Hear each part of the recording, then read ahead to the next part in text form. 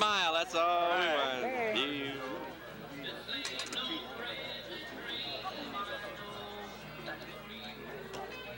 All those hats. First in line tonight. Guess who?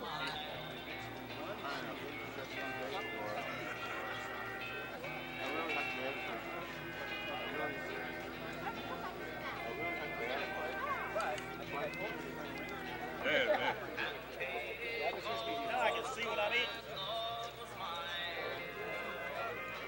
Did you give him the double A's? Really worked. Hold that on for a little while. He calls back. We don't even have a card. Right. Little beer here.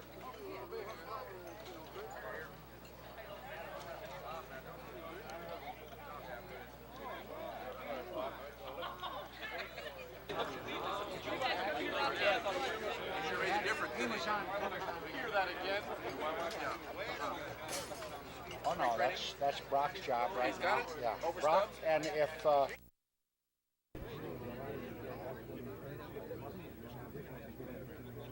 Oh, isn't that bad, Juan? Oh, it is? Okay, so in other words, if somebody were to buy 100 shares of telephone, or the stock ticker, they use the same service? It is. What we call a sport box. I turn it on in the mornings when I come in. I can hear. Did everybody get enough to eat tonight? Talking whenever they want to talk on the phone. I can talk to a guy in the village. I'm not going to hurry you now. I want you to keep on eating, but I'm going to start talking because I know that we've got these pitchers coming up here and they can talk. I've got a few reminders, and I know you get tired to hear me ask you to do these things, but they have to be done. Make sure tomorrow that you turn in your bubblegum card information forms to the equipment room, please. Now, I don't know too much about the video cassettes, and I'll have to, if anybody has any questions, they can tell me about it, and I'll have somebody explain it all to you, but please sign up on the bulletin board in there if you want a beta or a 3/4 video film. Otherwise, you're going to get the VHS. The third thing that I mentioned this morning, anyone that has not contacted us on their departure on Thursday, please call the front desk with airport, airline, and departure of flight from the airport. We will then leave a message for you on your departure from Dodgertown. We really need this information tonight, so we'd appreciate you getting that in, gentlemen.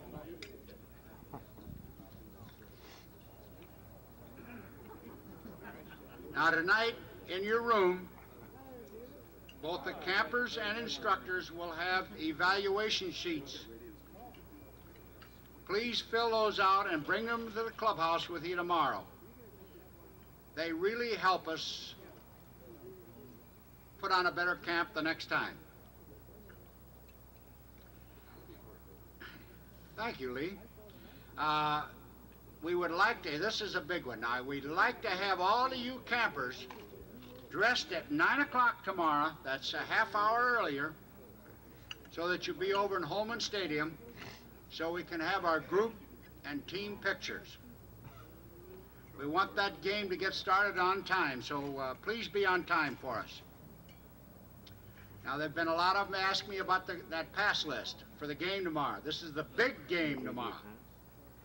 The pass list will be in the clubhouse on the wall by the equipment room.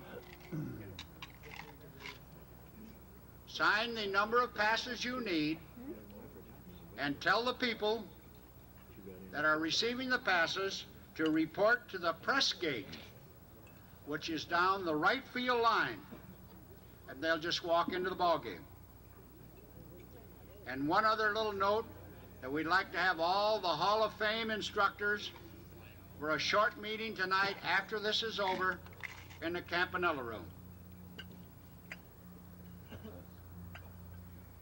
Now, all I can say, this was a wild and hectic fourth day in the adult camp.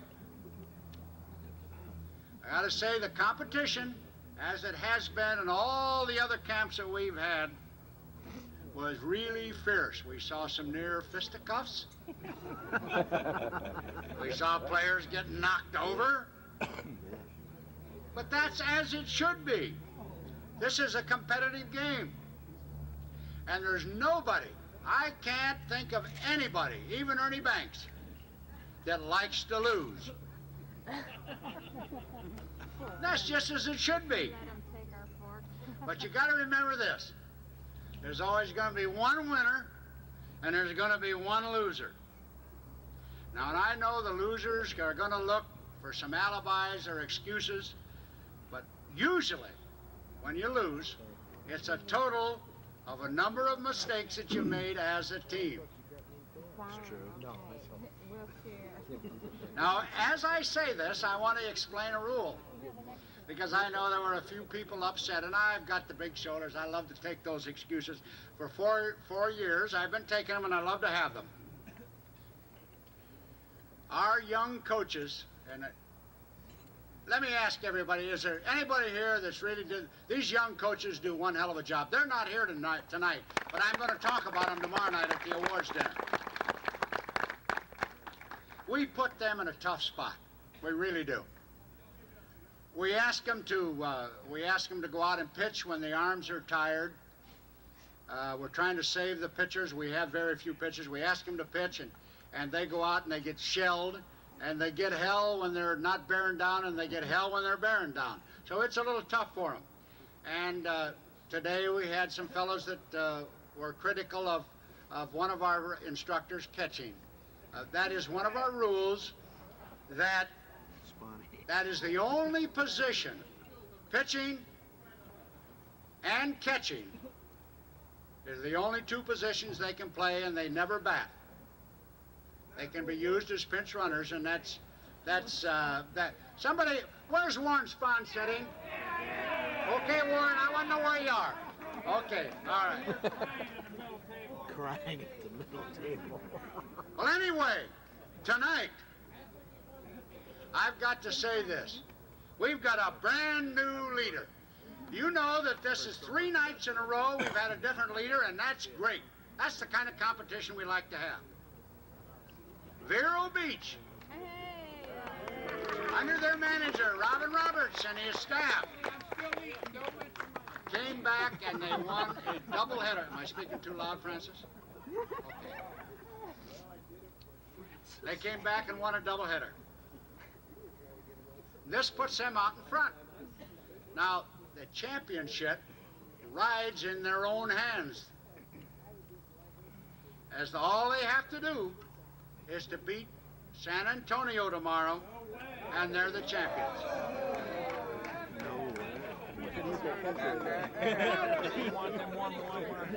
Wrong again. Vero Beach beat Bakersfield in this morning 17-7. Domingo Moriera pitched another complete game for the victory. Oh, no, they didn't. Max Line, playing at first base when they were in some little trouble there, snagged a line drive, stepped on first, a double a runner. That took him out a hell of a jam. The second game, Vero Beach playing Albuquerque, who were the leaders, came up with 7 runs in the 5th inning to beat Albuquerque 15-7. Now that's pretty damn good. Baby Doc Manis. Baby Doc. Baby Doc pitched the complete game. Another great job by him. He catches, he hits, Baby Doc does it all.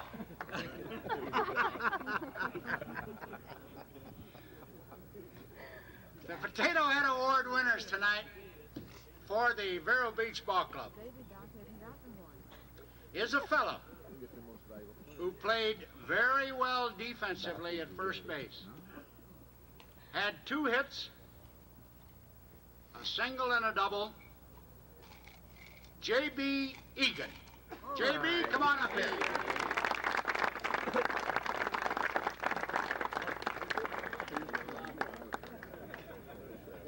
What?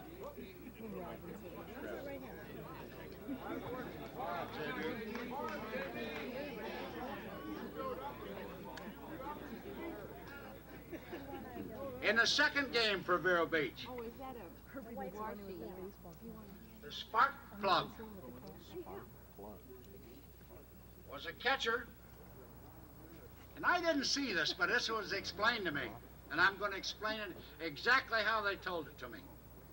With runners on first and second, and only 1 out, made a diving, rolling catch of a pop fly.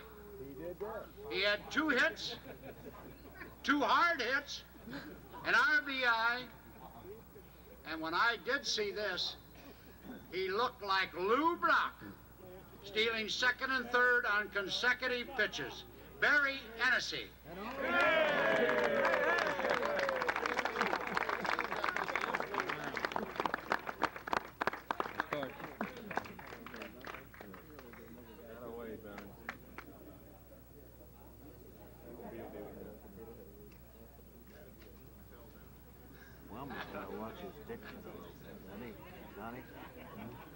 Now, there was another record set today. You just saw Barry go by. We found out that we set a record, the total weight of the pitching and catching. Doc, baby Doc, and Barry catching had to weigh at least 500 pounds. Now, that is a record for all of our camp games.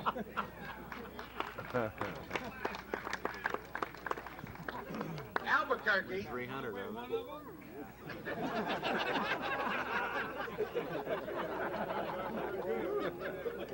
Albuquerque, who had been our leaders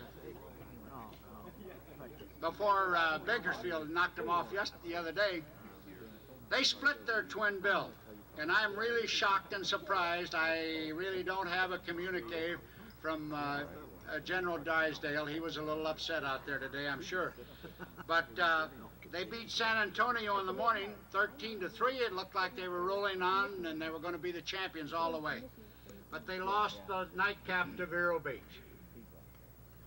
I do want to mention that Bob McInerney pitched another fine game to pick up a win. And I got to say this, we all commented on it. He got stronger as the game went on. The Potato Head Award winners in the first game. And I'm kind of proud that this guy won because I picked him up in my cart after he had injured himself and took him into the clubhouse. But he had a triple and a single. And after the triple, he slid into third base, and I don't really know if he'd paid that much attention to Lou Brock, but he hit third and then went over third base, and they picked him off. He fell off the base, but he did have a bad ankle, and that's Alan Richmond.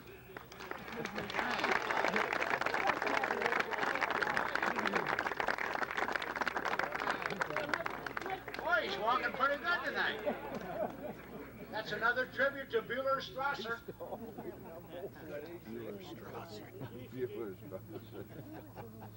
In the second game, the Potato Head Award winner goes to a man who we've all noticed every game he's done well. He's hit the ball well, he's run well, he's played the outfield. He's caught most of the games, and he's done a very good job. He's swinging a bat with authority, and today, when I was over there, he made a picture perfect throw from left field to throw out a runner at the home plate in a bang-bang play, John Day.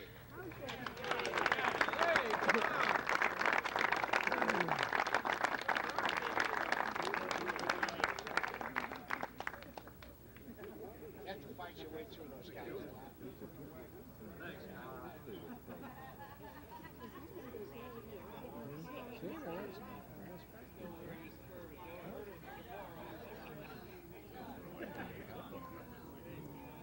Now, this is kind of a touchy club I'm getting to now. Bakersfield.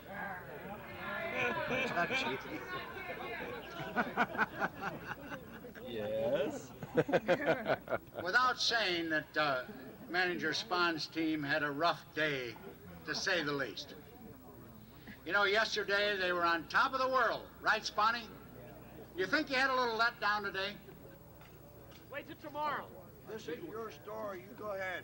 Okay. Thank you.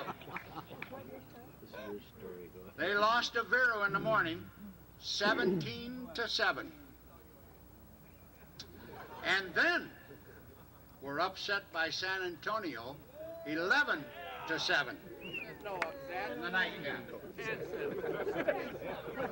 Now, I gotta say this. I happened to be over there just when this rally came along.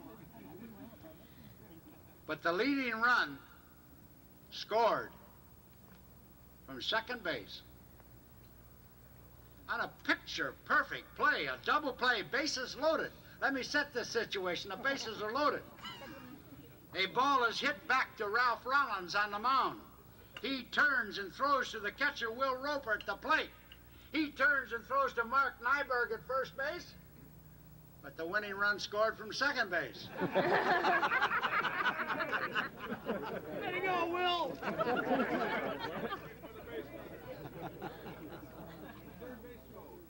The first game, the Potato Head Award winner played the outfield, and we've all noticed he's done an outstanding job in the outfield. He's pitched, he's played the outfield, but in the first game he played the outfield, he had 3 singles and stole a base, Mike Wyman. There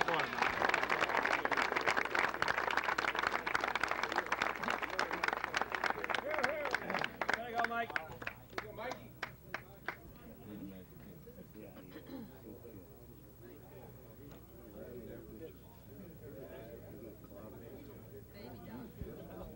Second game, it was a little tough. They had a tough time deciding. Warren and his staff, they stayed in the back room for a long while. They had a couple beers and talked things over and tried to decide who it was, but they decided, and I've noticed this fella has done an outstanding job also. He caught most of both games, supplied leadership, and has been very steady at the bat. Will Roper.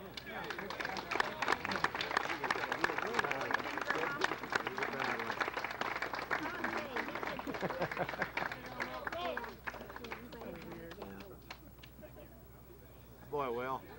San Antonio, what can you say about that club? Ernie, what a job. We got Ernie! Ernie. You tomorrow. How do you feel, Ernie?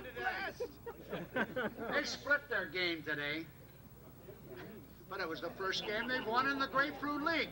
Now, I know Bakersfield is down, but look how happy that the San Antonio group is. Look how happy you made them for it.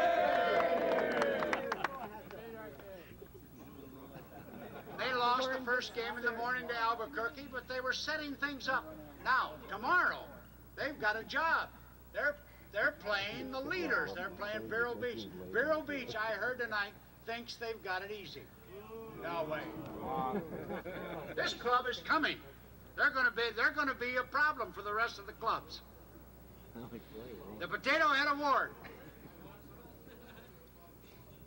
in the first game was given to a man who has been throwing very well, running very well, and he's been hitting hard.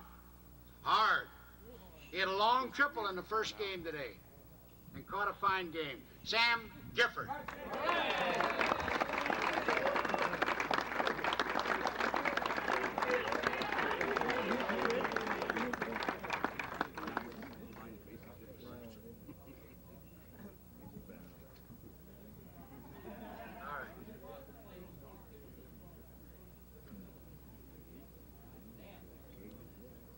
In their upset of Bakersfield, the second game, they had many heroes.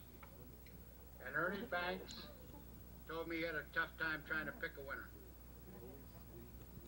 But they decided that their infielder, who'd had some clutch hits, and he scored the go-ahead run, played very well in the field, Gerald Fitzpatrick. Okay.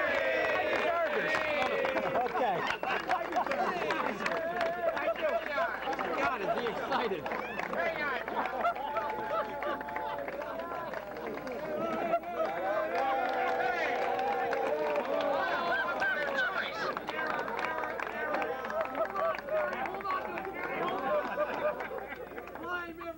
Oh, God.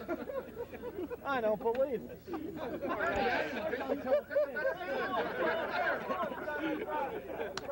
Jeez. Now, every year at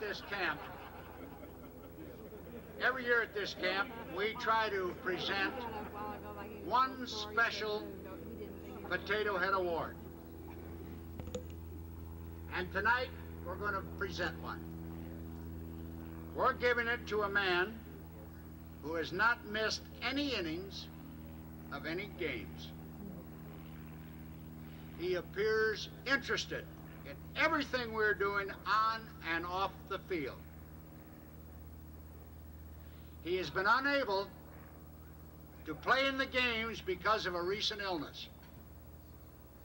But I want to tell you something. It takes special courage for a man who has had his problems to pay the money and attend this camp. It is a real pleasure for me to call him up for this special Potato Head Award. Sylvan Goldinger.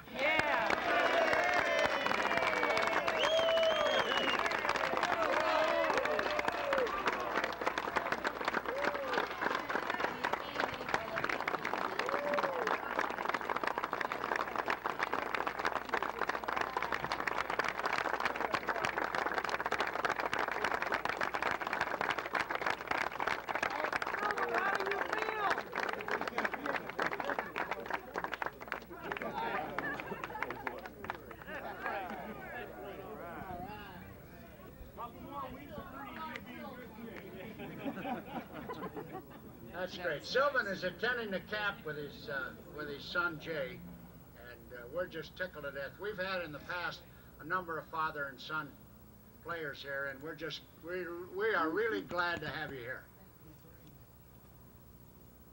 You get yourself well and come back again and see us. Get out on the field and play with it. Lou Brock will teach you how to slide and really get athletes. Just like he helped me.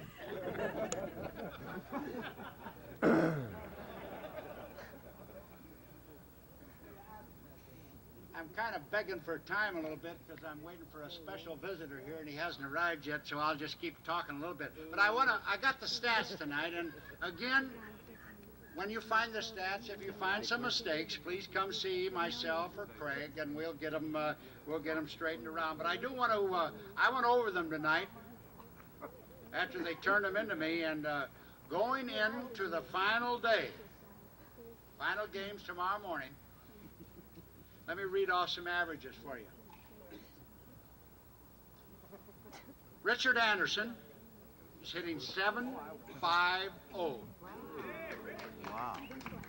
Catcher Sam Gifford, 700.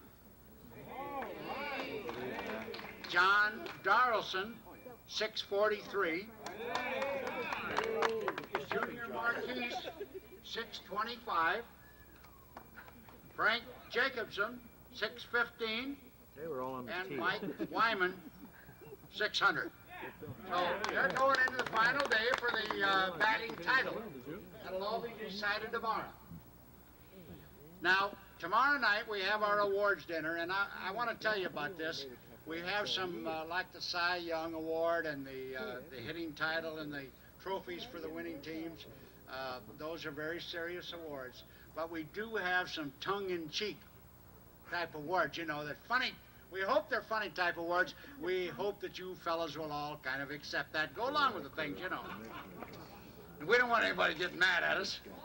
Now, we're getting ready tonight, and I can't think of where you could go anywhere in baseball that you could find a panel of pitchers that you're going to hear tonight. There's nowhere. These guys have racked up so many wins in the American and National League, it's hard to even count them. I didn't even try to total them up. There are a lot of Cy Young Award winners.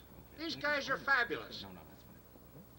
But I would like to have Bob Feller, Hoyt Wilhelm, Robin Roberts, Juan Marichal, Warren Spahn, Sandy Koufax, Bob Gibson, and our panel moderator, Don Drysdale. Please come up here. All right.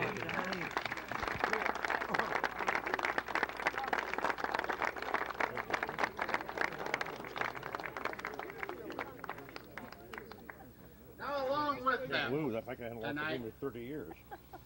we have, at a very big expense, flown in here from I don't know where, a fella who thinks he's a Hall of Famer. He was a Hall of Famer in Montreal in the AAA League. He's the manager of the Los Angeles Dodgers, Tom Lasorda.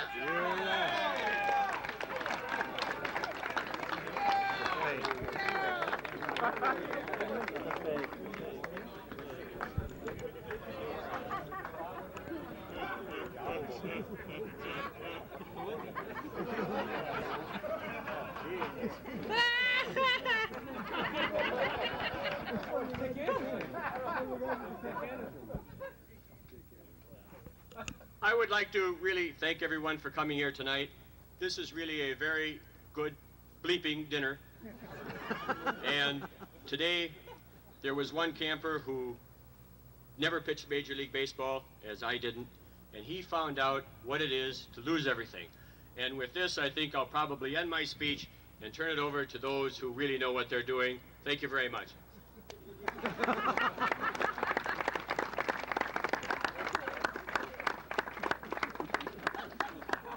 I'm really not too sure he turned it over to anybody that knows what they're doing, to be honest with you. But anyway, welcome, ladies and gentlemen. Nice to have you here, and I know this is the fourth year that I've been here along with other members of the Dodgers, and the first time that we've had the Ultimate Hall of Fame fantasy camp here at Vero Beach, and I just hope that you're having as much fun as what we are. Huh? Yeah. Robin. Yeah. Last time he said Robin got sick and didn't want to come up. Oh, no, that was okay.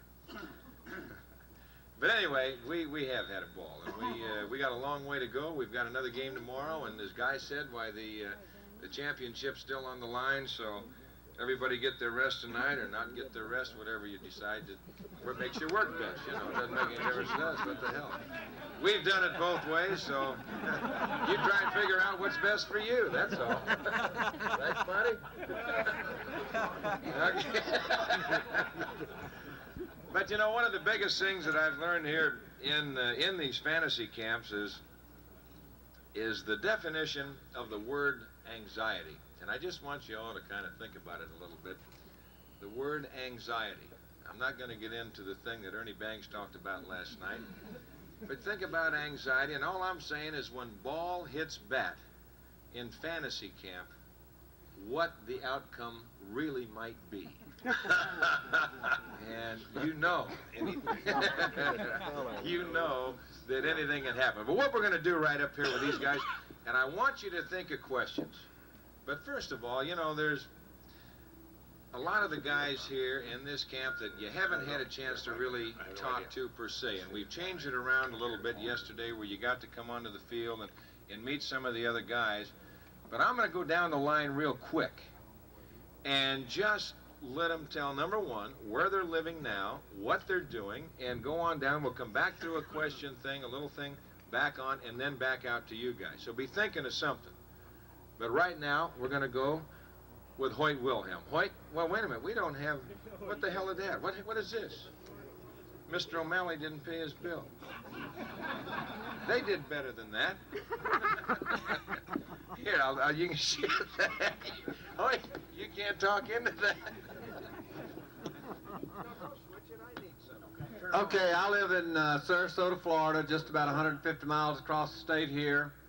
I work for the New York Yankees as a minor league pitching instructor and have been with them for the last 10 years.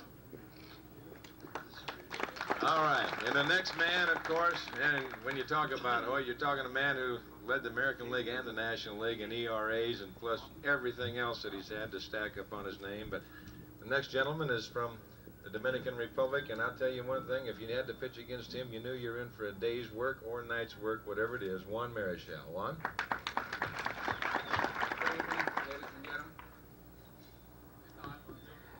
I live in Santo Domingo, Dominican Republic. I work for the Oakland A's as a scout supervisor in Latin America. And let me tell you, it's a pleasure being here. Thank you. Thank you, Juan. The next man is the winningest left-handed pitcher in the Major League history. Come on. There he is.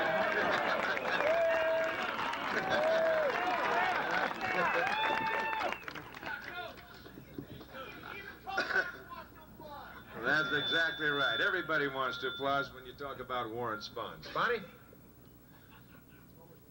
There are so damn many cowboys here that never saw a horse or a cow.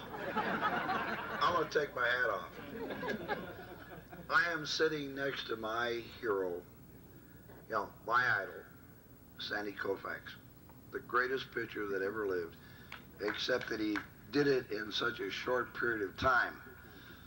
So as a result, I'm the winningest left-hander, and don't you forget it, Sandy. And of course, the man sitting to his left, I've always said many times, I said, you just don't know how thankful it was to have that left-hander on the same side that you were, because every time you went out there, he went out there. You were capable of seeing a no-hitter. Sandy Koufax. I'm sitting next to my idol, Warren Spahn. As a kid growing up, he was a left-handed pitcher. Actually, as a very little kid growing up, he was my favorite left-handed pitcher. As a baby growing up, even after I quit when I was old, he was my favorite left-handed pitcher. He played forever. But right now I live in Santa Barbara, California, and I work for the Dodgers. And of course, sitting next to Sandy, a guy that gave us trouble every time he walked out there and gave a whole bunch of people trouble. Two-time Cy Young Award winner, MVP in 1968, Major League records as far as World Series are concerned and strikeouts, Bob Gibson. Bobby? I'm sitting next to two guys that I hate.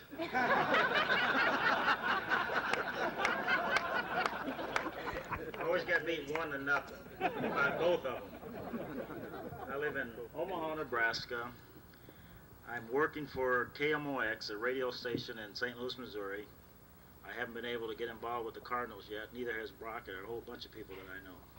But that's beside the point. But I'm enjoying the camp, and I hope everybody else is having fun. I have one more thing to say. I was really enjoying this, and I thought we all enjoyed it until today. I'm feeling a little down, and I was talking to Arnie Weiss. He says the reason I'm down is because we lost a doubleheader. We're going to have the commissioner check all of our players for drugs.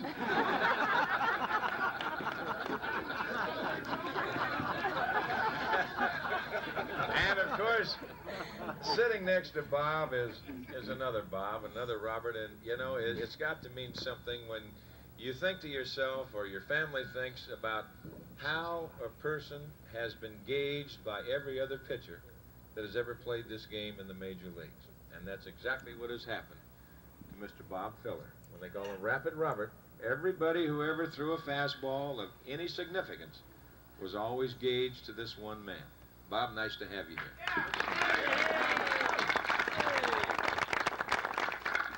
Thank you, Don. It's also a pleasure to be here along with my wife, Ann. And I became acquainted with the Brooklyn Dodgers and the Dodgers in 1940 and 41 when the Cleveland Indians played exhibition games in Havana against the Dodgers when we were training in Fort Myers. And I do work for the Cleveland Ball Club. Not very hard, as you can probably see. But maybe we'll improve a little. We've been trying, and we got a lot of room to improve. So this camp here, I should really pay my way to be here instead of being paid, because I'm getting in condition to report to Tucson, Arizona, and work with the Indians and spend a little time in the jacuzzi. Thank you very much. Thank you, Bob. And certainly, the last on the end of the line down there, but not least in any way, another gentleman that we've had the problem, I should say, and the pleasure of pitching against when we were playing against the Philadelphia Phillies and so on down the line when Robin Roberts was there. 286 career wins, 6 times, 20 games or more in his career. Robbie? Thank you, Don. I've enjoyed it. My team, hey, listen, you guys stay humble. I've seen you blow things now. Tomorrow's a big day for us. I don't know about my career, but I know you guys. I was telling one of the guys today, I've heard about heart transplants. We need 8 leg transplants. We got the worst looking bunch, I'm telling you. They drink late out, stay out nights. Neil's going to bed tonight, fellas. I want you to know that. He got messed up last night, but he'll be in bed tonight.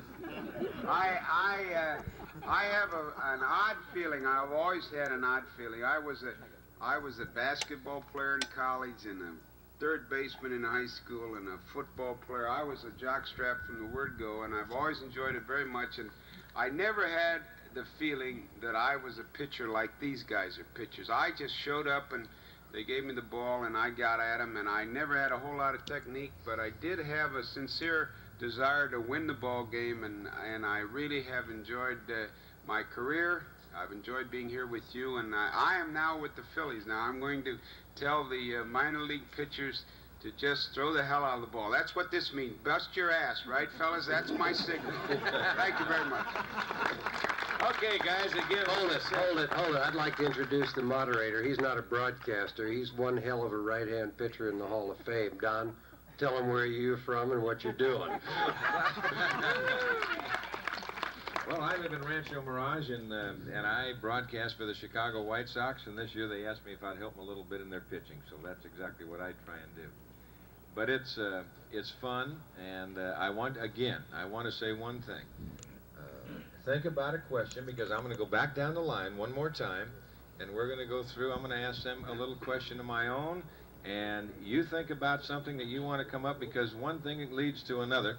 And I know we're going to run out of time, and we don't want to do that. But I'm going to start right back again down the line. Hoyt, pick up Juan's microphone right there. I mentioned before that Hoyt led the National League in earned run average 1952 when he led it with 243, the American League in 59 at 219. Of course, he had the knuckleball. And I think one of the big things, Hoyt, that I was wondering about, Paul Richards talked about the oversized glove and the knuckleball. And did the two of you get together to think about that, and why? Well, yes, really. That's the year I was over at Baltimore, and Gus Triandis was the catcher over there, and Gus was a very good catcher. I guess you'd consider him a real good catcher, but he hated to catch me. So the other guy we had over, I think, was Click Courtney, and Richards kept catching Gus, regardless of what he wanted to or not. But it got kind of bad, you know, the ball's getting away from him. So went into Chicago, the Wilson Company, and told them what we wanted, a big mitt, about yay size. And the first one they made, it really looked like the thing Al Shack used to use. Nobody could handle it. So then the Rules Committee got into the thing and said that it could only be 38 inches in circumference. So they cut it down to that and cut the padding down to where it was about 2 inches thick, and the catcher used it more or less. It's like a pancake back there, and they keep the ball in front of them, and that's how the big mitt came about, and it's been a blessing for the guys that throw the knuckleball to this day. Thank you very much. Well, we're going to get back to that, because I want all the rest of you thinking about that. You can talk about that thing for an hour, too. But... One other thing, and let me say right quick. Ernie, we won today, boy. Where were you? Well, Ernie was helping the grounds crew with the PVC. Yeah, he put that pipe in over this morning. Hoyt took over, and they got on the board. Now, I don't know what that means. But Juan Marichal, of course, all of us know, if you've been in this game long enough, as a Latin player coming into the major leagues, and whether you ever get to the major leagues or not, just a Latin player, foreign player coming to play in this country. And Juan, you coming from the Dominican Republic, it is a transition period when you first get over here, is it not? Oh, yes, it's lots of change now. When we came over here, we only have about 3 or 4 Dominican players in United States. Right now we have, I don't know how many we have in the Major League. We have about 40. And it's so easy for the player that come out today because those days was hard, you know, when you have to eat with $2.50 a day. It was not easy for me to do that. I remember when I played in Michigan City, Indiana in 1958. When I first came over here, I played there, and I remember we used to go to this restaurant, and they offered me, every time I won a game, they offered me a fried chicken. And thank God I won 23 games that year.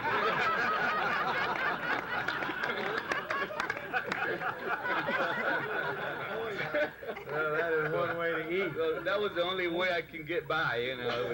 You and Wade Boggs, right? Oh, yes.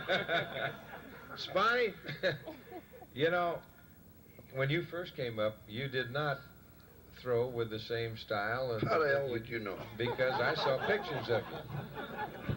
My grandfather showed me pictures of you. 10 times. When did you change? When did you change from the Warren Spahn of young to the Warren Spahn when you ended up? And what made you change? Let me tell you something. The thing that amazed me is that all these Hall of Famers are getting so damn young. I think it's probably because I'm getting older. And I remember when Drysdale was a pup and Koufax was a pup and all these people up here. You know, the only guy here that's older than me is Bob Feller. And he pitched against Babe Ruth and all those people, so that I'm glad he's here. And before I answer Don's question, I'd like to say that I don't think there's any losers here. That I came to this camp and I've never been to one before, and it was a new experience for me. And I know damn well I've lost my voice today because I was trying so hard to make chicken salad out of chicken shit.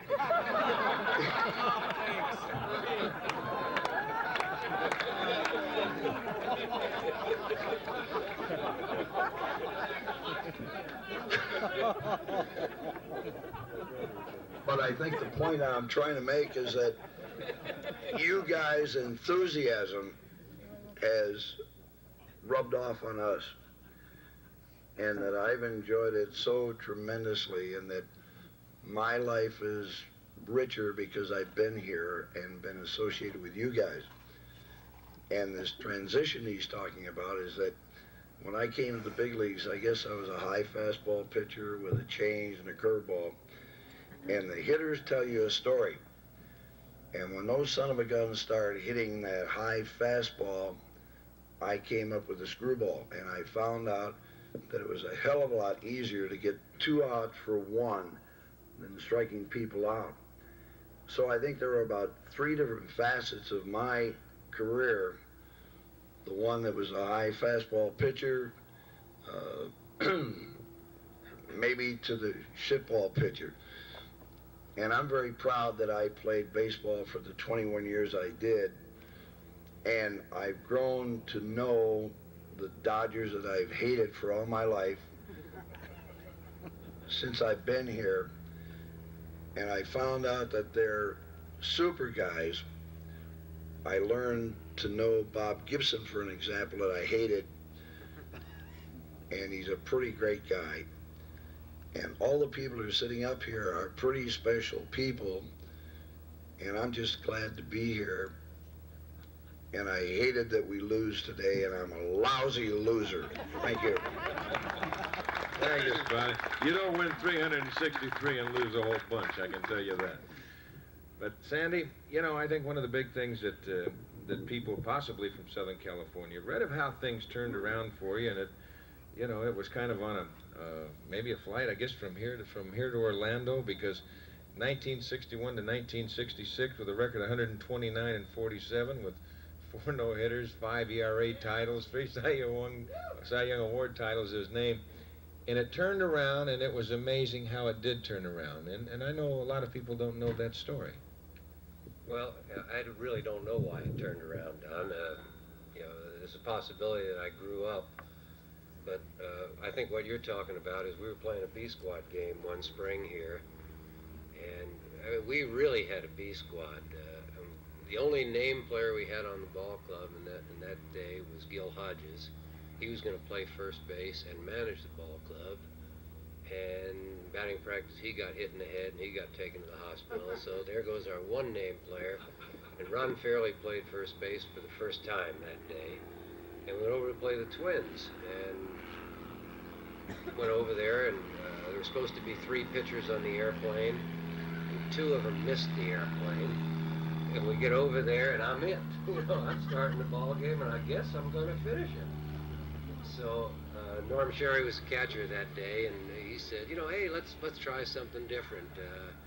Let's try and throw change-ups and try not to throw so hard and see what happens. So went out there, and I can't say it was an immediate transition. I walked the bases loaded in the first inning, but got out of it, and pitched a no-hitter that day. And I said, well, hey, this worked a little bit. And then promptly came back here, had a few too many beers, and got fined that night. But I don't know if that was a turnaround, but it taught me a little bit of a lesson that, maybe you can do the job without trying to go 100% all the time and try and keep yourself under control. And, things got better after that, and, it was a good lesson for me. And Bob Gibson, next to Sandy, of course, well, we talked about Bob before. 2 Cy Young Award winners. He was the MVP 1968. And, of course, in 68, a record of 22-9 with a 1.12 ERA. Now, if you know how hard that is to do that. 13 shutouts, 268 strikeouts. But that isn't really the full story that you know about Bob Gibson. Because coming out of Creighton University, member of the Harlem Globetrotters, and that is something that, of course, Sandy went to the University of Cincinnati on a basketball scholarship. You heard Robin Roberts talk about that. But here's a man, played with a team that we still watch on television today, and Hoot, I know that that is interesting. Well, when I was in school, I went to Creighton University on a basketball scholarship, and that was really my first love. Baseball was great, but I just never imagined myself being a baseball player. I thought I would be a basketball player. But after 4 years of college, and if they don't teach you anything else in college, they teach you how to think. They don't teach you to be smart, but they teach you how to think. And right toward the end of my career, I was thinking about basketball and baseball. And I was very good in math. And I started thinking, now there's 9 pitchers on a baseball team, or 10 pitchers. And on a basketball team, there's only 10 players altogether. So I think I'd have a better chance trying to play baseball than trying to make a basketball team where everybody was starting to be 6'5", 6'6", 6'7", and I was only 6'1 and a half or 6'1", whatever it is. I like to add that extra inch or extra half inch, when I'm talking about basketball. So I said, well, maybe I'll try the baseball. Even if I'm not the best pitcher on the ball club, if I can just pitch halfway decently, I'll have a chance to be one of the 10 pitchers on the pitching staff. And so that's why I decided to go with baseball instead of basketball. If I had it all to do all over again, I probably would be stupid and still try to play basketball. And, of course, the man next to him, the farm boy out of Iowa. And the old story is about Bob Feller. Signed for $1 and an autographed ball. And, Bob, I think you got to explain that. Very good. That's exactly right. I was sitting back in a wheat field, raised wheat on a farm in Iowa instead of corn. It took a lot less time to cultivate it. And in fact, you'd sow it in the fall and had winter wheat, and they'd reap it, and we had plenty of time to play baseball. So this is really what we did, and had our own baseball team. And this scout came over in 1935 into the wheat field. We stopped the tractor and with the combine on it, and talked a minute. Cy Slapmaker, who was almost the Cleveland Baseball Club, he became general manager. He signed fellow like Boudreaux and Jim Hegan, and Herb Score from right down here at Lake Worth, and Hal Trotsky, and Kenny Keltner, and Mel Harder, and many, many other Cleveland Ball Club, Cleveland players. So I got the $1, and I got the autographed ball, and I have neither one of them today. But since I think it was Warren Spahn mentioned the fact that I pitched against Babe Ruth. I didn't quite do that, Warren, but that gives me an opening to tell a little story. And the story is that 1928, I did meet Babe Ruth, and he was in Lou Gehrig for barnstorming around the country with two teams called the Larapaloos and Bustin' Babes. They had their own uniforms. They put them on the semi-pro players in the local city. They were going out to the Middle West, Des Moines, Louisville, Davenport, Omaha, Kansas City, St. Louis, and the Middle West cities. It was promoted by a fellow named Ray Doan from Muscatine, Iowa, who also was a fellow that founded the House of David team. And these fellows around Des Moines start growing beards around Christmas and play on his House of David team. But get back to Babe Ruth, he and Lou Gehrig were playing exhibitions, and they were in Des Moines, and it was advertised that they were going to autograph baseballs, a bushel of baseballs, and sell them for $5 a piece for the benefit of a hospital.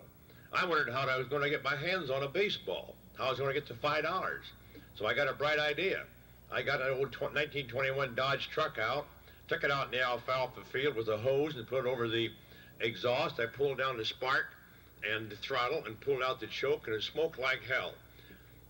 And I got this hose I put over the exhaust, and I got another kid in the neighborhood, and he held a sack over the other end of the gopher hole. I took this hose and stuck it in these gopher holes in the alfalfa field. Now, in those times, they gave 10 cents a pair of claws bounty at the county treasurer's office. I still have the ball today. I got the $5. We caught 50 gophers in about 2 hours. I cut the claws off, went to the county, I dragged over to the county treasurer's office, went to Des Moines to the exhibition game and saw Babe and Lou Gehrig. They put on exhibitions of hitting, and they batted every inning. I got the ball, and that's the first gopher ball any pitcher ever had his hands on. Oh, hello.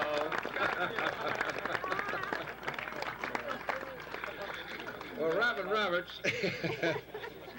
one of the first original bonus babies right there. But, Robbie, you know, you were, of course, coaching in college and now going back into professional baseball. And I know there's a lot of thoughts talking, especially amongst professional players, as far as the college player of today, what it does coming into the professional field. And I think there's nobody here better qualified to answer that than you.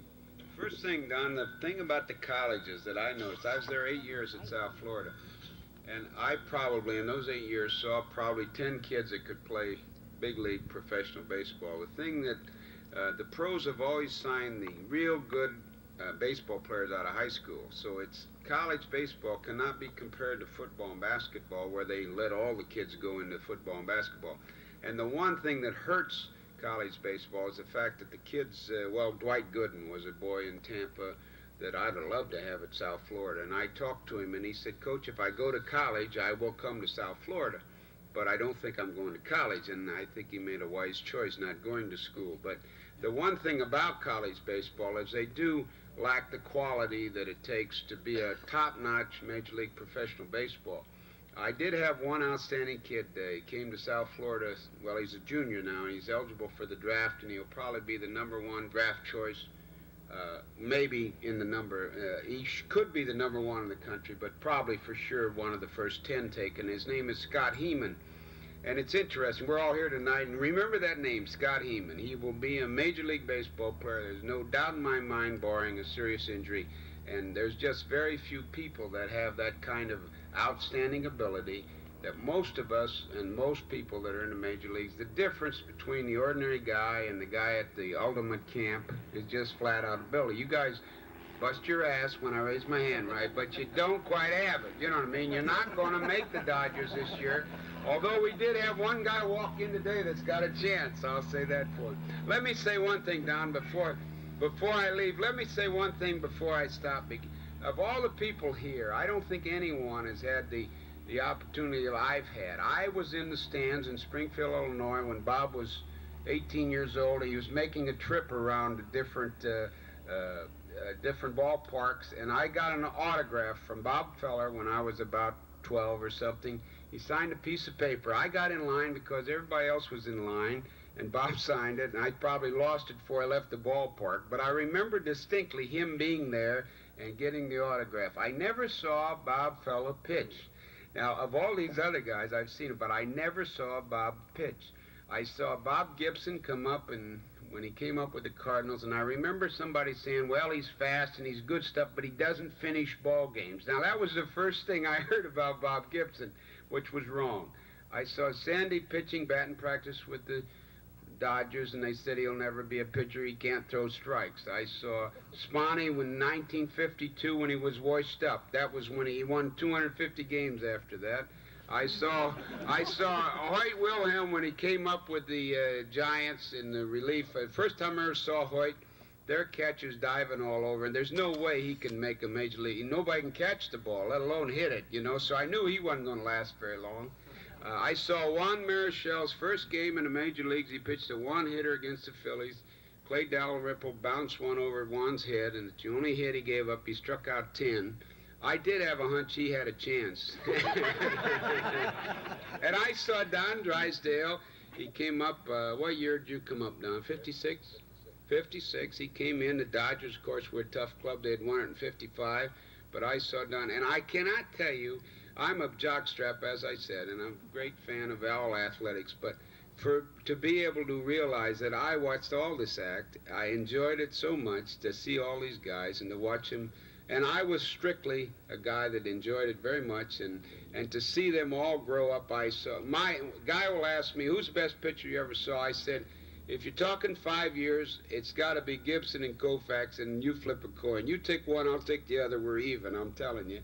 But if you're talking for the whole career, it's got to be Warren Spahn. I never saw anything like Spahn.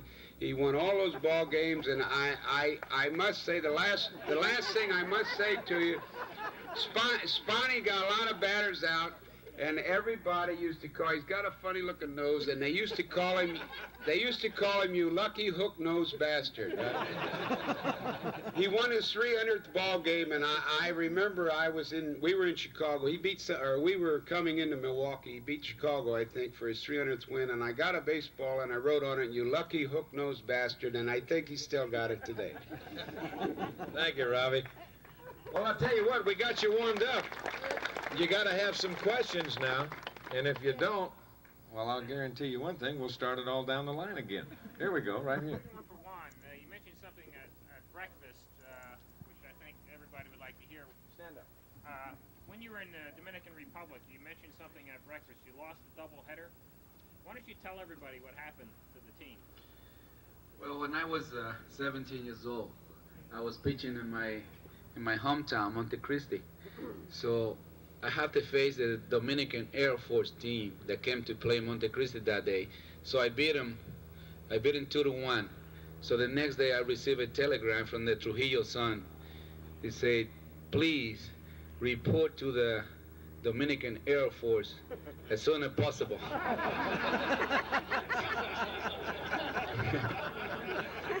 So I took the telegram to my mother. She had to see it. And when she saw the telegram, she was so upset about the whole thing that she didn't know what to do. So that was about 8 o'clock in the morning. So about 4 o'clock in the afternoon, I received the second telegram. So when I showed it to her, she said, well, you can't say no to those people. So I packed my suitcase and I left. I joined the Air Force when I was 17 years old. So now I'm playing for the Air Force. Now I have to go and play my hometown team. And we went over there and we lost the doubleheader. And the whole team was put in jail because we lost the doubleheader. So that's why, you know, sometimes when we come over here and we play and we try so hard to win, people don't know what's happened. Over there, you can't lose. You know, you have to win all the time. Next, the mothers. Right over here. I wasn't going to say this, but Spahny called our team chicken shit today. I'm just saying. Spahny said that Hoyt Wilhelm's fastball was chicken shit, and that's why he threw a knuckler. Is that true? Did you say that, Spahn? Well, you know, you throw what you've got. Really, you got to pitch with what you've got. So I had the knuckleball. That's what I used mostly. Spahn, you didn't say that, did you? My club was horseshit today. And the only reason I say that is because I think they're capable of better. And if we win tomorrow, we have a chance to tie for the lead. And I lost my voice, and my lovemaking tonight is going to be horrible because of you guys. All right, next. Here we go. Oh. Hoyt again. Where did you learn the knuckleball, and why did you pick it up? Well, nobody ever really taught me the knuckleball. I picked it up probably back in North Carolina when Washington, the old Washington Senators, I think, had 4 knuckleballers up there at one time, and I saw the way Dutch Leonard held the ball in the paper. And I started messing with it with a tennis ball. And for some reason, I kind of had the knack of throwing it.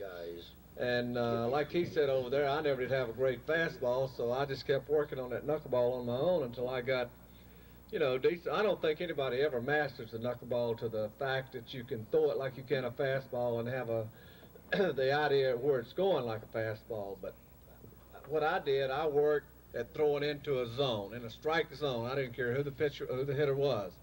And it was just a matter of, like the guy said in that pool commercial, practice, practice, practice. That's what I did. Yes, sir.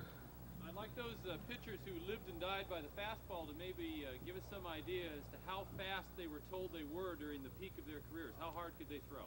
Well, I think we ought to start with a man who they measure it all against, Bob Feller. Bob? Did you hear what he said? It's been so long since I've thrown hard that I can hardly remember.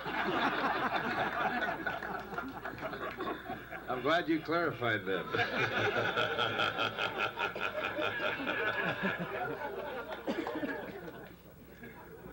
And if you all live long enough, you know what I'm talking about. Well, you know about some of you. Have you raised your hand? Anybody ever seen that motorcycle deal? It's a motorcycle throwing against a motorcycle. It has been, yeah. That was done in Chicago in 1941. Lou Fon, I'll try to do this as fast as I can. There's a lot of other men here I want to hear from myself, and I'm sure you do too. That was done. Lou Fonseca was the film director of Major League Baseball, and the headquarters were in Chicago when the commissioner's office was in Chicago, and Commissioner Landis was still the commissioner. And they did this with a motorcycle. He got behind me, and I took a wind up and threw this target. The motorcycle went through one, which is about 5 feet wide and 6 feet high, 6 or 8 feet high, and I threw through the other one, which had a big black spot on. Is that guy practicing an engine out? No. And the motorcycle got a 10-foot jump on me, and the ball beat him to the target. Did on a street in Chicago, and my street closed. I'd warmed up to do this, and I did it on my first toss. It was an accident because I said I can't throw through that target and watch the motorcycle behind me at the same time, but I accidentally threw it too late. Motorcycle was running 86 miles an hour, and I gained 13 feet on him in 60 feet and 6 inches. So you can do your mathematics. And then again, right after the war, and I think Senny is throwing through this machine, perhaps maybe these other gentlemen have too, the 4 electric cell device from the Aberdeen Ordnance Plant, Aberdeen, Maryland. 2 4 electric cells 4 feet apart over home plate. In Washington, D.C., before a full house, old Clark Griffiths was no dummy. He sold tickets for this for months, and it just happened to be my night to pitch. And he hadn't promised me he was going to pay me anything, and hadn't even asked me if I'd do it. So he comes into the clubhouse about 20 minutes before game time. He said, "You better get out there. They want you to throw through that 4 electric cell machine." I said, "That's very nice, Mr. Griffith, but you never had the courtesy to ask me." I said, "I'll do it for $1,000. When I said that, his head and his feet changed places. And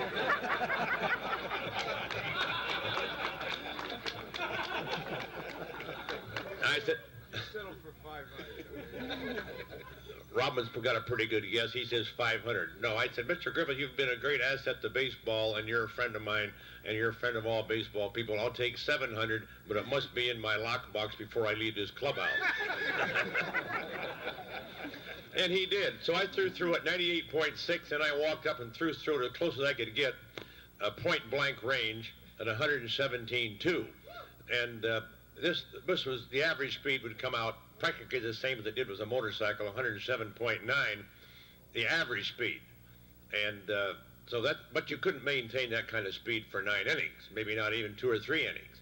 I did pitch that night, and I got beat 1-0 in 14 innings, but I got the $700.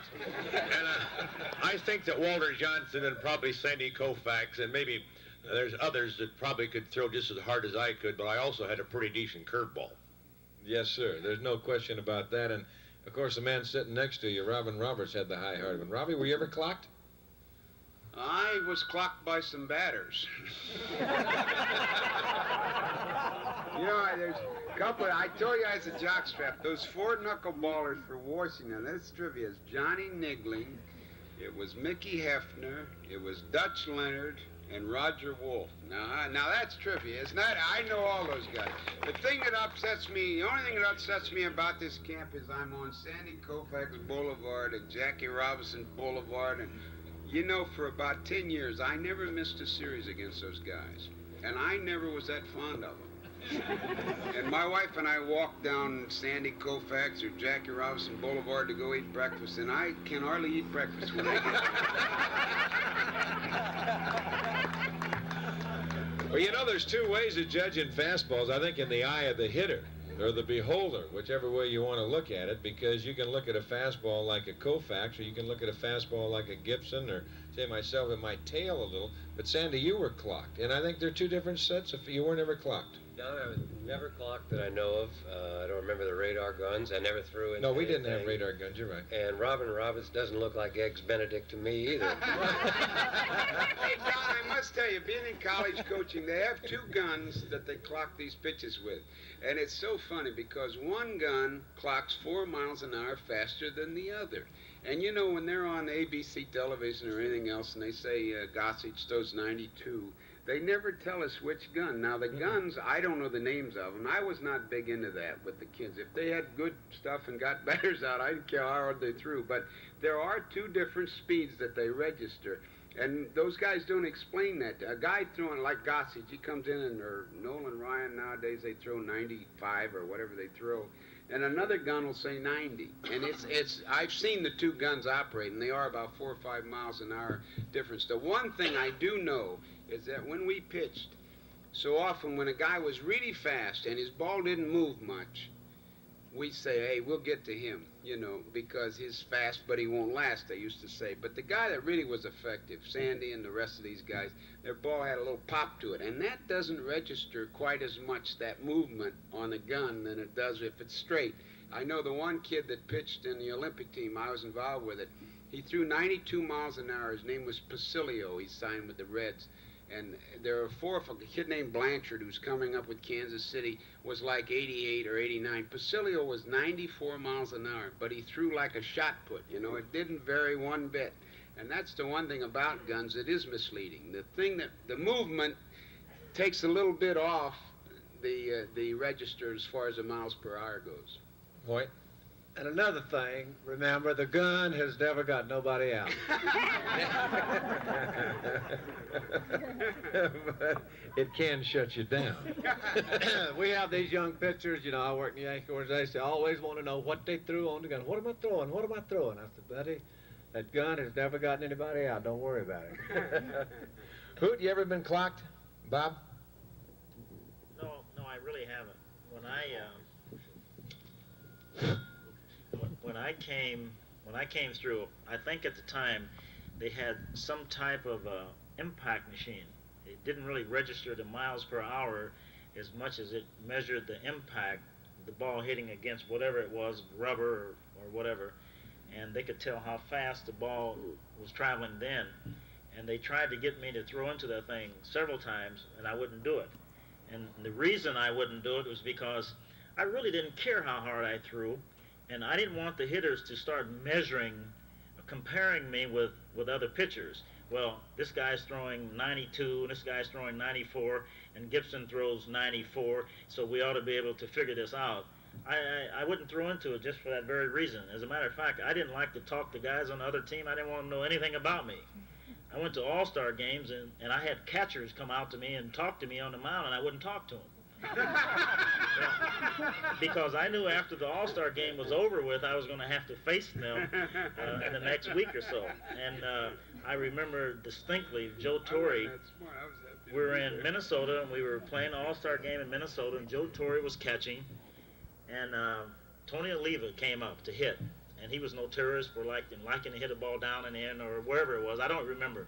But Torre walked out to me, and he says, and I think I had a man on first, and he says, Bob, this guy really hits the ball down and in, so don't throw the ball down and in to him. And I went, So he went back behind the plate. He gave me a breaking ball or something. I shook him off. He gave me a fastball. I threw a fastball down and in. He hit a double. Torre looked at me, and I went, there. Take that. I just didn't want him to know anything about me, and I thought that they would give him a little bit of advantage when the season started, so I would not allow them to try to figure out how hard I threw, and it really didn't matter. Like they said, if the ball moves a little bit, it sure makes up for how fast it's moving. In the eyes of the beholder. Yes, sir. Right over here, right back here. Don, I'd like to start with you, and I'd like to ask all the Hall of Famers. Hold on.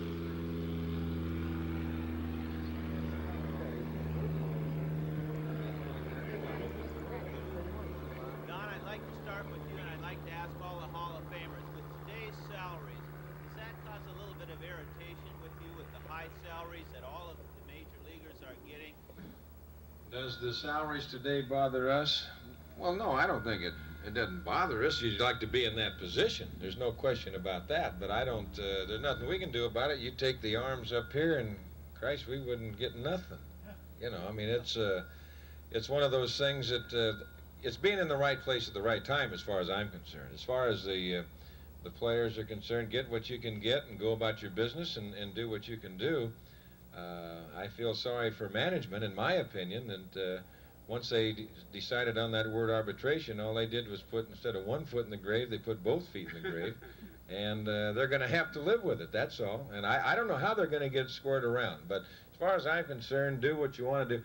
Hey, I've played with these guys here, and I know we've sat around and talked, and I know some of the salaries that they made in their top years, and if that would be an indication of what it is, there is a total misjustice somewhere along the line as far as salaries are concerned. But like I say, the kids today ought to get up and just thank their lucky stars they're in the right place at the right time. Hoyt? Well, I think you explained it pretty well, Don. There's not what can you do? You play in your time, and that's it. And this is a sign of the time. That's just the way things have gone. I have no regrets, really, about the time, the era that I played in, but sure, I would like to have a 5-year, no-cut, $1 million contract, but that's just the way it's going. Juan? Well, I'm glad for the players today because when you can get that kind of money, I think it's good. And but I think when I play, I was one of the best, let's say, 10 best pay in baseball. So I think I was making a good money. So I'm glad for the player that can get those $1 million contract today. Bonnie, wake up. Hey. All right. Well, let me say this. On today's market, I'm too goddamn old to pitch. And secondly, that I always think about Thurman Munson, that if I had made the big bucks, I might have owned that jet airplane that he killed himself in. And I'm here because I want to be here, and I'm delighted to be with you guys, and I wouldn't be here if I was a millionaire. To hell with you guys.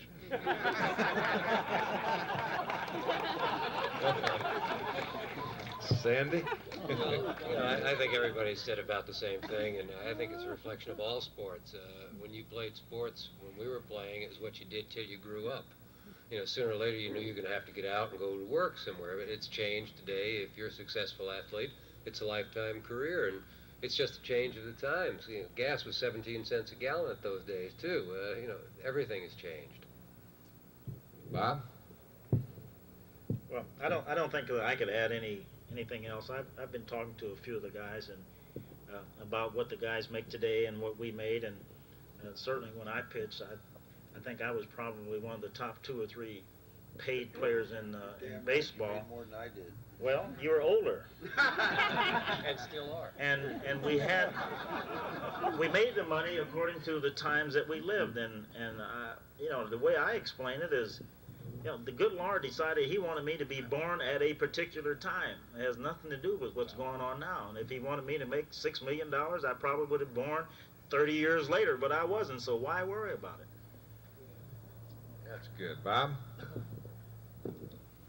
Well, as you all know, with television and advertising and promotion and marketing has made this possible, and all sports is just so much show business nowadays. Don, you're in the business, and others here are in the show business world. So it is show business. I'm glad to see the fellows getting all the money they have. It's not what they have at the end of this year. It's what they have 30, 40, 50 years from now. What's more important than what they're going to have out of their baseball. We're hoping they can save some of it. Furthermore, I presume there's a few millionaires here in this camp. And if you are millionaires, we hope you come back again. And I get a little advice. And if any of you want to buy a ball club, I'll be glad to become the general manager.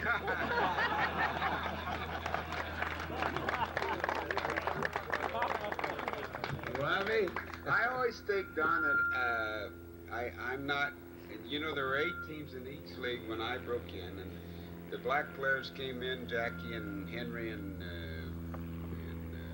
the rest of them. It was such, the 10 years that I think of baseball is 50 to 60, and I just can't tell. Baseball, they'll play it a lot more years, but they ain't ever going to play it when it was more competitive and a better game than when I played it. And I got paid accordingly, and I always had the feeling it beat working, and I really came out of Mary, and I had enough to take care of our 4 boys and live decent, and I don't need a Mercedes, and I just can't not tell you how little I feel of envy towards the big bucks. That there's so many problems that go with that, with a lot of guys that end up with the big bucks. They don't know how to handle it, and they've had so many problems with it. So I have no way. I'm happy for them if they can make it fit into their lifestyle and come out through with baseball and have a productive life after that. I've been fortunate, and I have, and that's all I think about. I cannot imagine that the club owners fell into the trap of paying that kind of money, but they have, and it's the way it is, and it's television, it's entertainment, like Bob mentioned. It's no longer just a competitive. We didn't even talk to the other team. Now, I'm telling you, I played against Duke and Pee Wee and the rest of them, and we never had a conversation on the ball field all the years I played baseball. Now, that's how much it's changed. You see, now the first baseman and the base runners, I don't know what they're talking about, but I know the guy with the Cubs, Big Durham with the Cubs, he talks to everybody that gets to first base, and I don't know what they're talking about, but we never talked to each other, and off the field we were... No, we weren't. We were not allowed. There was rules against it, and the whole thing has changed, but it's still... I thought the World Series this year was the greatest advertisement that baseball could have. That was a hell of a World Series, and I do think the young pitchers for Kansas City doing such a great job made the owners wake up to the fact that maybe they're overpaying a lot of guys and they're trying to adjust it now. But I have no regrets at all, and I'm happy that it's still the best sport there is as far as I'm concerned. Right here, yes. There was a sports news tonight. Willie McCovey had received the votes to become a member of the Hall of Fame. And in the news report, he said that the reason he stayed in baseball was because on his first day in the major leagues, he got 4 hits off of Robin Roberts. I don't remember that. What I'd like to know is if any of you can recall a particular player in your era whose career you affected in some way, either positively or negatively, either because you pitched against him frequently or you happened to, either be on the team and, what influence you may have had. Much the same way, I guess, that Willie felt that he was influenced that day. Yeah, he was. Well, Robbie, I'll take the load off you, because if it wasn't for McCovey or me, McCovey wouldn't be in the Hall. I'll tell you this, Don, I gave him a hell of a start. Jesus Christ. He beat on me like a tom-tom. I'm telling you. Well, I'm glad you took it to that side of the table. You know, I've always said that we don't have time to name a whole bunch of people. I don't want to make somebody mad at me. Because if I start naming them, you're going to leave somebody out, and you get a nasty letter to follow. That's all. Hoyt, what about you? Hell, nobody. Well, maybe one. Yeah. Who? You guys all remember Jim Pearsall? You're kidding, Hoyt. Okay, I'm pitching against him one night in Boston, and he always sang when he was in the batter's box. and he used to advertise for Neptune sardines. He had a ad.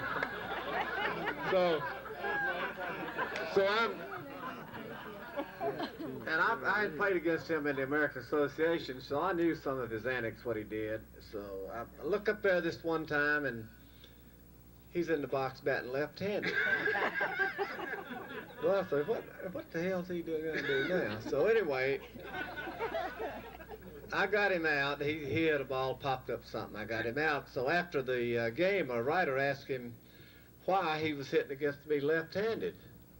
He says, well, hell, if you was 0 for 80 with a guy, wouldn't you try something different? And I never will forget him singing in the batter's box. I always asked him for a can of Neptune sardines when he walked up there.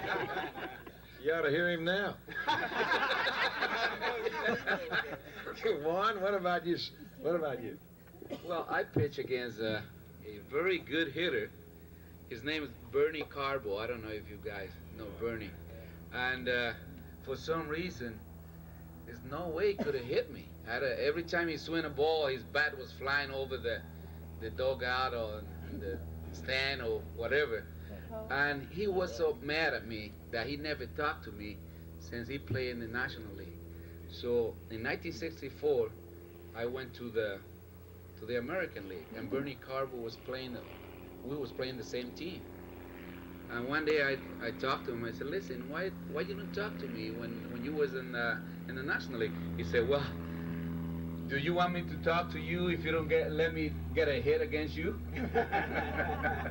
I think he could have quit baseball if he find a few other pitchers like that, you know, because I don't know what happened. I threw the same pitch, fastball, screwball, curve.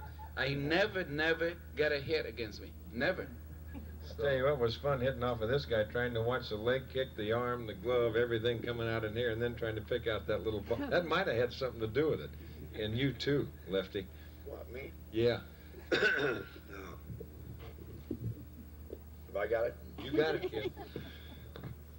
All the baseball world says, who is the toughest hitter you ever faced? And I told you the other night that I made heroes out of guys you never even heard about. Sandy Koufax got 5 hits in his career.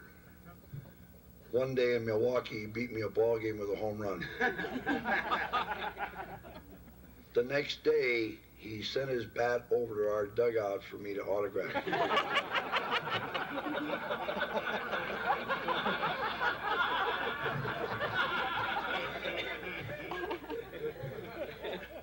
I go back to Cooperstown every year, and I look around the podium, and I put all those son of a guns there.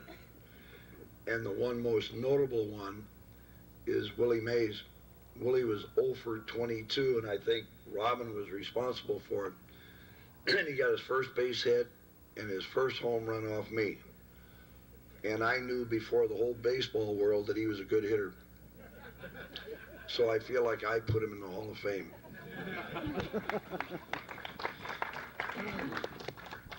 First, I want to tell you that he broke the bat when he sent it back to me. I think the guy whose career I tried to affect most, I couldn't give you one name. He was just hitting in one position in a lineup. He was hitting in front of Henry Aaron.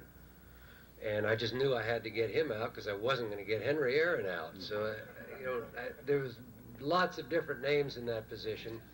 But probably Rico Carty, was the one that comes to mind most, because the first time I ever saw him, I didn't know who he was. I'd never seen him. I struck him out 4 times, and the next day he comes up to me and says, "Damn, you mad at me?" I don't even know who you are. You're in front of Henry. If you stay there, it's going to be as tough as I can make it.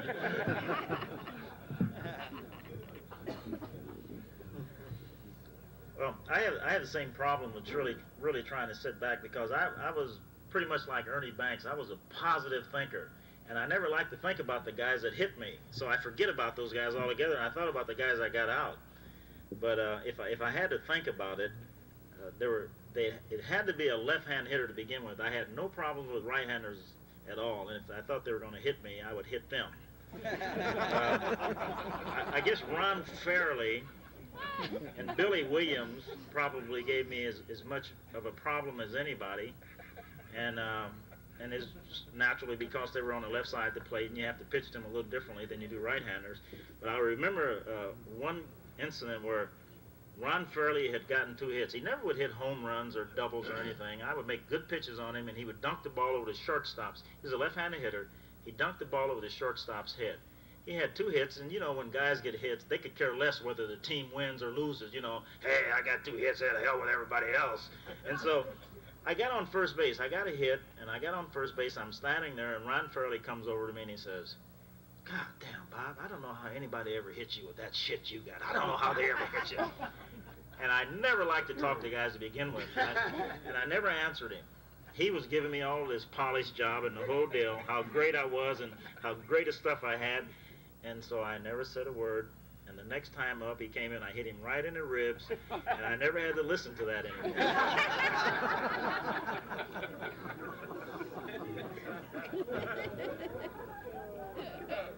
Boy, am I glad you're here. Don looks like a Bob. Yeah, Don, we're all having a lot of fun, and we're going to have a lot of fun, more fun tomorrow night. Some of the hitters that I might have been involved with, let's see. The best hitter I ever pitched, the right-hand hitter, this will be news to a lot of you, was Rogers Hornsby, and who had a lifetime batting average of 358. He probably was the greatest right-hand hitter that ever lived who could hit with power. And after that was Ted Williams. I have to give those 2 as the best hitters I ever pitched to. Even though Ted didn't hit me as well as DiMaggio, just like Bob Gibson, rarely a right-hand hitter would bother me. And but I did allow 20. I used to lead the league in gopher balls. I used to lead the league in gopher balls every year. Well, I was the American League, Robin. And one year I figured, boy, those left-hand hitters are really wearing me out. I threw 20 gopher balls. I looked it up in the record books. I only allowed 3 to left-hand hitters and 17 to right-handers. But the hitter that I feel kind of sad about this, too, was a fellow named Chet Labs. The day that the kid broke his strikeout record, which at the moment, of course, Sandy broke it later, or tied it, and it's been broken. But Chet Labs went to bat 5 times the last game of the season, 1938, and struck out 5 times. And he swung at 14 of them. In the last pitch of the ball game, it could have been called either way, and Cal Hubbard, who was the only man in America in both the Baseball and Football Hall of Fame, was the umpire. He called it a strike. It was the last game of the season, the last out of the season, and he started to argue with the umpire. And then when he passed on in his obituary, it didn't say what a fine ball player he was. All it ever said in his OB in his sporting news, and he struck out 5 times in 1 game. You know, Don, they talk about Mays and Spahn talking about him getting his first hit. He came to Philadelphia, and he was, I guess, well, he was 19 or 20, and he was hitting 470 with Minneapolis, which was AAA or something, I don't know at the time. And I remember we used to take batting practice, and then the other team would come out and take after us. And I had read this in the paper. This young man had joined the Giants, and I thought, what the hell, I better watch his act. He hit 5 straight balls in the upper deck in batting practice, and then he went out and shagged it. And people ask you who's the best ball player you ever saw. Now, I don't know about the other boys. Willie Mays, I never saw DiMaggio when he was, you know, full cork and everything else. But Willie Mays, nobody was close to Willie as far as I was concerned, to doing everything on the ball field. But anyhow, we start to see the series, a 3-game series, and he goes up against Kurt Simmons. He goes 0 for 4. And we have a right-hander named Carl Drews who threw like Don did, a little sidearm and tough as hell on right-handers. He goes 0 for 4 against Carl, and he goes 0 for 4 against me. And the story was, after the 0 for 12, he goes to Leo and begs him, Mr. DeRocher, send me back. I'm not ready for up here. And DeRocher said, no, you're my man. And he finally hit one off Spahn. I don't think it was the first game over against the Braves, but he finally hit one. But it was interesting to see this great baseball player. And the same thing was true with Henry when I first saw him. You know, Henry was 20 or 19, and he swung at anything he headed his way. And it was obvious if he ever got a strike zone, he was going to be a great ball player. And as I reiterated about all these guys, that was part of the fact that you didn't get paid a lot. I saw all that, and I remember those guys so plainly, and it was so much fun to watch them come up. I saw Campy. The first time I pitched against the Dodgers in Ebbets Field was in '48, and I started against him in Ebbets Field. And when the first inning was over, we had another pitcher in there, and I had all winter to think about my last start. I got knocked out in the first inning, and that's the first time I saw Campy. He hit one against the right center field wall for a double. But of all those guys, like I mentioned the other day, if I had my real good stuff, I could pitch against any of them and, you know, and straighten them up pretty good and give them 1 or 2 runs. But if I was just a little off, God, some of those guys could really get at you. And I'm telling you, they got some bad memories connected with some of those gopher balls I threw, I'll tell you. All right, another one over here. If you guys were pitching today, which of today's batters would you most fear pitching against? Which of today's batters would you most fear pitching against if we were pitching today? Well, I'll tell you, it's a hell of a difference from the day that we were pitching. That's all I can say right there, in all honesty. George Brett would be one. I'd like to try it now at the price, though, wouldn't you? Oh, yeah. Yeah. I'd like to let it whip me. Yeah, that takes a lot of the fear out, doesn't it? You know, I think that we're using the wrong word. I don't think anybody up here is going to fear anybody. I think who would we have the most concern about? That's a little better word. There's no fear, obviously. Oh, that's very true. That's very true. There's no fear at all. If you're afeared, well, you're going to be far away. Let's put it that way. But no, any good hitter you're concerned about. That's all. In a certain situation, you're always going to face good hitters every day of the week if you're out there playing in the major leagues. I think there were more in the years past than there are today. I don't know what these fellows think. I just think through expansion and the youth of today. Robbie, you've seen it. I think the ballparks are different now, too. Oh, there's no question. It's like the series was played in Kansas City and St. Louis. And I'm not kidding you. I'd like to try either one of those parks right now, I'm telling you.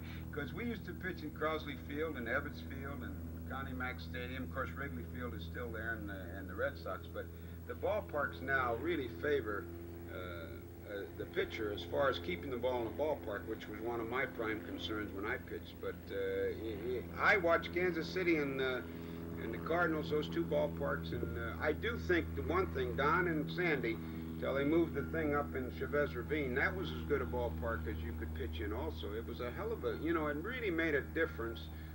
In Crosley Field, wind blowing out in Crosley Field, I used to feel if, I'd hang in there, I might win 9-7. And I really mean that. I didn't care. As long as I didn't walk anybody, I knew they were going to score some. But there's no way we weren't going to score because it was that kind of a ballpark. And Ebbets Field particularly, you could throw 3 home run balls in there and win 4-3 if you didn't walk anybody. But if you walked a couple and they hit one, now you're in real trouble. And the parks have really changed pitching, and the relief pitchers have changed it. They bring in those hard throwers at the end of the game, and that's why when you talk money, you talk baseball, it's an entirely different game. Spahn, go ahead. Thank you. Some of those ballparks that Robin was talking about, you could pee over the fences. You used to, not anymore, son. You just left a little while ago, didn't you? Hey, in Pittsburgh, they brought the fence in for Ralph Kiner. Klaczewski, they brought the fence in right field for him in Cincinnati. Now they're big ballparks. And I don't watch ball games very much now. And you were talking about pitching to the guys that are playing today. I'd love to pitch to Winfield for a living. I would love to pitch to the guy Murphy down in Atlanta. They fall down with balls on the inside part of the plate. God damn, if they ever faced Drysdale or Gibson, you know, they'd be earning $1 million on their butt.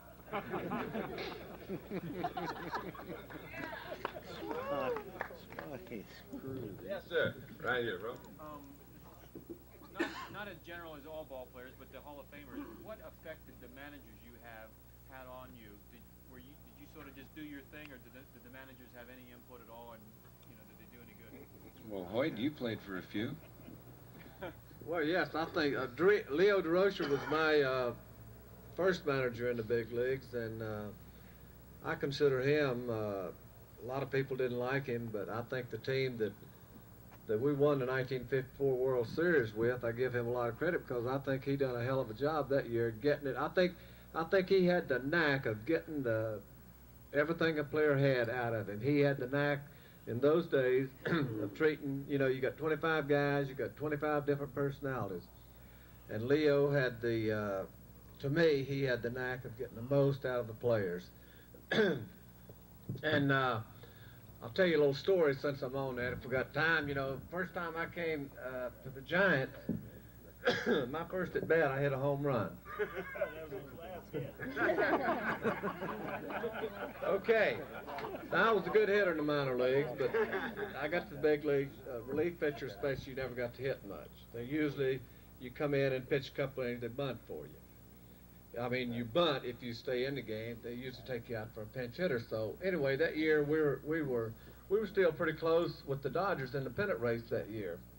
Long in August, I guess, and I got in the game, and sixth inning, the score was tied, and I pitched around. I was due to bat in the bottom of the ninth inning, and I had held him, and the score was still tied. So for some reason, he decided to let me hit. So I'm up there in the bottom of the ninth in the Polo Grounds, and Herman Frank's coaching for third base. The count rocked along there, got 2-2. He had me taken. 3-2. He's got me taken. So you have a little sign. You say, "Hey, I didn't get the sign." You do something. Anyway, he gave it to me again. So I walked down about halfway to third and met Herman. I says, "You know what the count is?" He says, "Yeah, but the little sucker's got you taken." And here I am. I got a guy 3-2, bottom of the ninth, tie game, and if I hit one, the game's over. But he's got me taken anyway. I don't remember who was pitching, but I ducked over, and sure enough, it was ball 4. They bunted me over to second base, and somebody hit a double and scored me. So the next day, the headline New York paper said, "Wilhelm's keen eyes start Giants winning rally in ninth."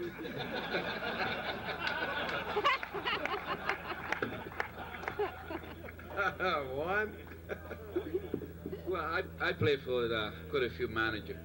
The first one was Alvin Dark, and he was a dandy.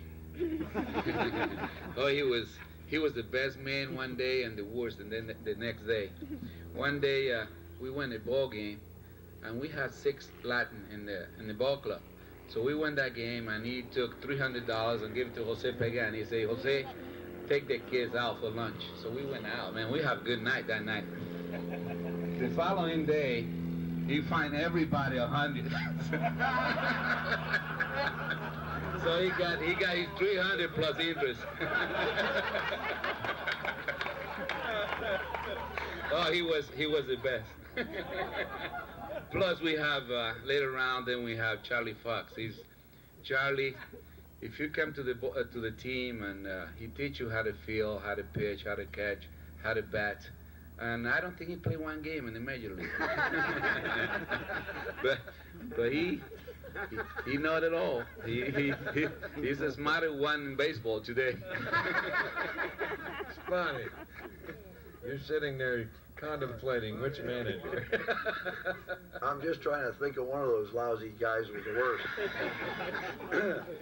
I think it had to be Charlie Dressen. We had won the pennant in 1957 and 58, and Charlie came to our ball club, and his opening day speech in 1959 was that the league was better, and we were going to have to be better, so we hold them for 7 innings, and Charlie would think of something. Hey, I told my guys that today, right? And I'll tell you what, we had a team meeting, and we says, let's win the pennant in spite of that son of a bitch. And that's the way that season went. And he never thought that Burdette or I could pitch. And he used to hold a meeting when we were pitching. He'd say, I know how to pitch this guy. You know, titty-high fastball and deep cut and curve like Koufax. And he said, you guys can't do it.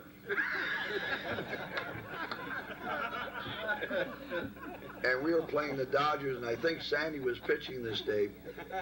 And Burdette hit a grand slam home run. And this is when the manager was at third base. And when Lou came around third base, he says, there's your goddamn deep cut and curve. My favorite manager. I want to let you know I broke Burdette's bat. When he sent it over for me to sign. I only played for one manager. It was Walt Alston, and you know, basically he was two different managers. For 6 years when I couldn't get anybody out, he was one manager, and for 6 years when I did, he was a different manager. When things were going good, I'll say this, Walt let us play. You know, he left us alone, and I think later on I appreciate that under-managing might be 2 to 1 better than over-managing. You hear me, Ernie?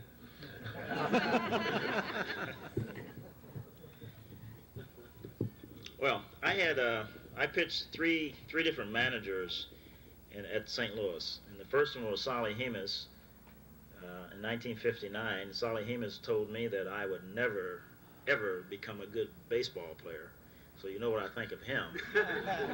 And then I had Johnny Keane, and then I had Red Shengdes. Johnny Keane was a heck of a baseball man. But we're talking about some different times. We're talking about today when the managing and playing and everything else is different. And at the time, in 67, 68, 69, it started changing. And we had a ball club. Can you imagine somebody telling Lou Brock when to steal a base or what have you? You don't have to manage a Lou Brock or Orlando Cepeda or Kurt Flood or me or we had a ball club. All these guys knew how to play. And for us, the best manager was a guy who just let us go out and do our job. And so we did pretty much what we were supposed to do. As a matter of fact, there was one game, I had the bases loaded and it was like 1 out, and Red Shengdes came out to the mound. Tim McCarver and I were already discussing, you know, the problem that we have. And of course, you know, everybody in the stadium knows you have a problem. You know, 50,000 people are looking in the bullpen to see who's warming up, you know. And Red comes out and he says, what are you going to do? Well, shit, Red, I don't know. You know, we're trying to figure out where we're going to walk him. And so we come up with a decision that ends up working, right? And Red goes back, and then the press says, God, boy, he really made a great decision. So it really depends on the type of ball player that you have. The better player you have, the better manager you have. Well, I think I agree with Bob Gibson on that. The better ball players you have, the better managers. Now, tomorrow, for instance, we play Robin's team. I think the best manager I ever had was Lou Boudreau when he was a player, because he was a ball player. He didn't overmanage, and I sincerely believe there's an awful lot of overmanaging in the major leagues, overcoaching in colleges, and of course I never went to college, but I think there's an awful lot of overmanaging and overcoaching. And over in Japan, where I coached a little bit in '77, they have more coaches and managers than they have ball players. They have a defense coach, a running coach, about 4 batting coaches, the assistant pitching coach. They have about 12 coaches on the club, and the manager's job is only ceremonial. All he does is walk out there before the game, and they hand him some flowers, which he hands to the bat boy, who walks over and throws them in a garbage can.